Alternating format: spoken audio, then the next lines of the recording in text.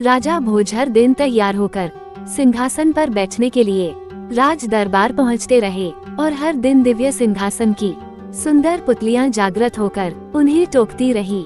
हर पुतली उन्हें राजा विक्रमादित्य के त्याग और शौर्य की अतुलनीय गाथा सुनाकर सिंहासन पर बैठने से रोक देती। अब तक आप 10 पुतलियों की कथा सुन चुके हैं।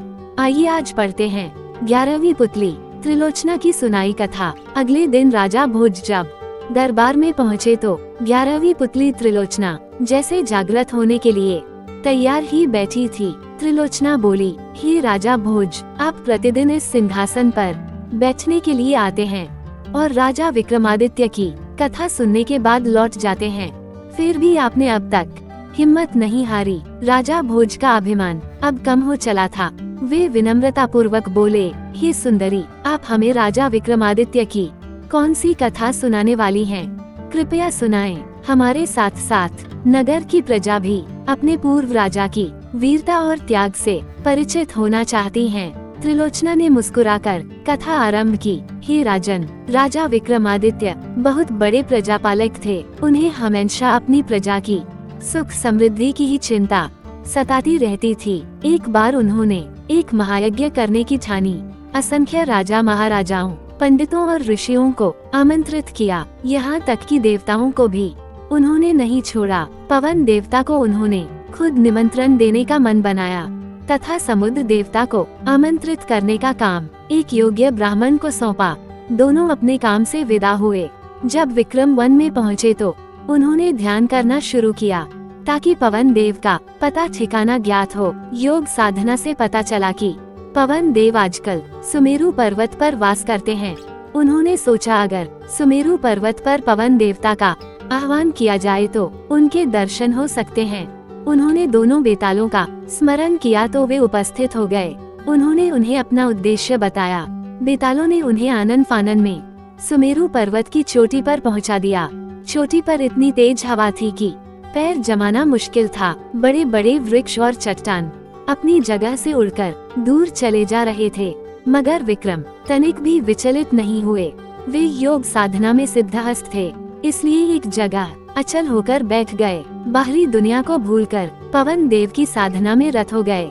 न कुछ खाना, न पीना, न सोना और आराम करना भूलकर साधना में लीन रहे। आखिरकार पवन देव ने सुधि ली। हवा का बहना बिल्कुल थम गया। मंद मंद बहती हुई वायु शरीर की सारी थकान मिटाने लगी। आकाशवाणी हुई, हे राजा विक्रमादित्य, तुम्हारी साधना से हम प्रसन्न हुए। अपनी इच्छा बताएं। विक्रम अगले ही क्षण सामान्य अवस्था में आ गए और हाथ जोड़कर बोले कि वे अपने द्वारा किए जा रहे महायज्ञ में पवन देव की उपस्थिति चाहते हैं। पवन देव के पधारने से उनके यज्ञ की शोभा बढ़ेगी। ये बात विक्रम ने इतना भावुक होकर कहा कि पवन देव हंस पड़े। उन्होंने जवाब दिया कि सशरीर यज्ञ में उनकी उपस्थिति असंभव है। वे अगर सशरीर गए तो विक्रम के राज्य में भयंकर आंधी तूफान आ जाएगा। सारे लहलहाते खेत, पेड़ पौधे, महल और झोपड़ियाँ सब की सब उजड़ जाएंगी। रही उनकी उपस्थिति की बात, तो संसार के हर कोने में उनका वास है, इसलिए वे अप्रत्यक्ष रूप से उस महायज्ञ में भी उपस्थित रहेंगे। विक्रम उनका अभिप्राय समझकर चुप हो गए। पवन देव ने उन्हें आशीर्वाद देते हुए कहा कि उनके राज्य में कभी अनावृष्टि नहीं होगी और कभी दुर्भिक्ष का सामना उनकी प्रजा नहीं करेगी। उन्होंने विक्रम को कामधेनु गाय देते हुए कहा कि इसकी कृपा से कभी भी विक्रम के राज्य में दूध की कमी नहीं होगी। जब पवन देव लुप्त हो गए तो विक्रमादित्य ने दोनों बेतालों का स्मरण किया और बेताल उन्हें लेकर उनके राज्य की सीमा तक आए। जिस ब्राह्मण को विक्रम ने समुद्र देवता को आमंत्रित करने का भार सौंपा था, वो काफी कठिनाइयों को झेलता हुआ सागर तट पर पहुंचा। उसने कमर तक सागर में घुसकर समुद्र देवता का आह्वान किया। उसने बार बार दोहराया कि महाराजा विक्रमादित्य महायज्ञ कर रहे हैं और वो उनका दूत बनकर उन्हें आमंत्रित करने आया है। अंत में समुद्र देवता असीम गहराई से निकलकर उसके सामने प्रकट हुए। उन्होंने ब्राह्मण से कहा कि उन्हें उस महायज्ञ के बारे में पवन देवता ने सब कुछ बता दिया है। वे पवन देव की तरह ही विक्रमादित्य के आमंत्रण का स्वागत तो करते हैं, लेकिन सशरीर वहाँ सम्मिलित नहीं हो सकते हैं। ब्राह्मण ने समुद्र देवता से अपना आशय स्पष्ट करने का सादर निवेदन किया तो वे बोले कि अगर वे यज्ञ में सम्मिलित होने गए तो उनके साथ अथाह जल भी जाएगा और उसके रास्ते में पड़ने वाली हर चीज डूब जाएगी। चारों ओर प्रलय सी स्थिति पैदा हो जाएगी, सब कुछ नष्ट हो जाएगा। जब ब्राह्मण ने जानना चाहा कि उसके लिए उनका क्या आदेश है, तो समुद्र देवता बोले कि वे विक्रम को सकुशल महायज्ञ संपन्न कराने के लिए शुभकामनाएं देते हैं। अप्रत्यक्ष रूप में यज्ञ में आद्योपति विक्रम उन्हें महसूस करेंगे, क्योंकि जल की एक एक बूंद में उनका वास है। यज्ञ में जो जल प्रयुक्त होगा उसमें भी वे उपस्थित रहेंगे। उसके बाद उन्होंने ब्राह्मण को 5 रत्न और 1 घोड़ा देते हुए कहा, मेरी ओर से राजा विक्रमादित्य को यह उपहार दे देना। ब्राह्मण घोड़ा और रत्न लेकर वापस चल पड़ा। उसको पैदल चलता देख वह घोड़ा मनुष्य की बोली में उससे बोला कि इस लंबे सफर के लिए वो उसकी पीठ पर सवार क्यों नहीं हो जाता।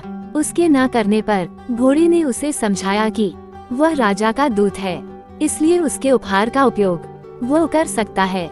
ब्राह्मण जब राजी होकर बैठ गया तो वह घोड़ा पवन वेग से उसे विक्रम के दरबार ले आया। घोड़े की सवारी के दौरान उसके मन में इच्छा जगी, काश ये घोड़ा मेरा होता। जब विक्रम को उसने समुद्र देवता से अपनी बातचीत सविस्तार बताई और उन्हें उनके दिए हुए उपहार दिए, तब बिना कुछ कहे ही राजा विक्रमादित्य ने कहा कि 5 रत्न तथा घोड़ा ब्राह्मण को ही प्राप्त होने चाहिए। चूंकि रास्ते में आने वाली सारी कठिनाइयां उसने राजा की खातिर हंसकर झेली, उनकी बात समुद्र देवता तक पहुंचाने के लिए उसने कठिन साधना की। ब्राह्मण रत्न और घोड़ा पाकर अति प्रसन्न हुआ। इतना कहकर त्रिलोचना बोली, राजन, विक्रमादित्य की तरह प्रजापालक और अत्यंत दयालु राजा न हुआ है और न होगा। अगर इस सिंहासन पर बैठने की लालसा है तो आपको भी उनके गुणों को आत्मसात करना होगा। त्रिलोचना पुनः पुतली रूप में सिंहासन पर स्थापित हो गई। अगले दिन 12वीं पुतली पद्मावती ने रोका राजा भोज का रास्ता और सुनाई आकर्षक गाथा। सिंहासन की 12वीं पुतली की कहानी के लिए चैनल पर बने रहिए। वीडियो को अंत तक देखने के लिए धन्यवाद दोस्तों। उम्मीद है आज की वीडियो आपको अच्छी लगी होगी और आपने वीडियो को लाइक और चैनल को सब्सक्राइब कर दिया होगा। आपके सपोर्ट के लिए धन्यवाद दोस्तों।